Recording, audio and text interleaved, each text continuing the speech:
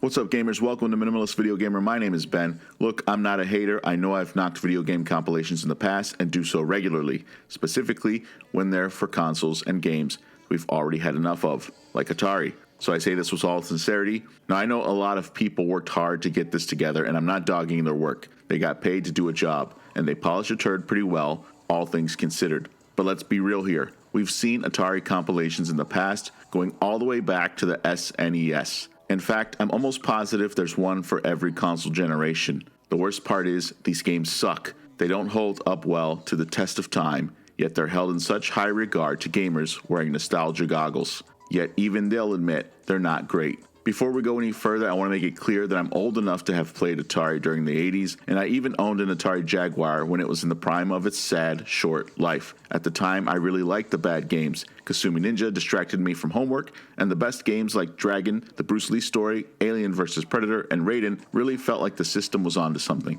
However, that was then, and those fond memories are just that. The majority of those Jaguar games haven't aged well either. Neither have the Lynx games. And yet, here we are with another Atari compilation. They shoveled more crap on top of their already heaping pile. The worst part of all this is the presentation that this is a good purchase. Your favorite YouTubers are making videos, posting comments and photos about how cool or great this compilation of crap is, feeding into the FOMO of fear or fear of missing out, to push the narrative that Atari games from the past are worth your time and money. I know there's some videos and short documentaries, all of which you can find similar documentaries on Netflix or YouTube about Atari and the crazy time it was making games there. I'm aware that there are a handful of newer releases, and I can understand wanting to try those, but shelling out $40 for those games seems like a stretch. Speaking of $40, did I mention that your favorite social media influencer is probably getting that Atari 50 game they're raving about for free? Or they're probably buying it and will write it off later on their taxes.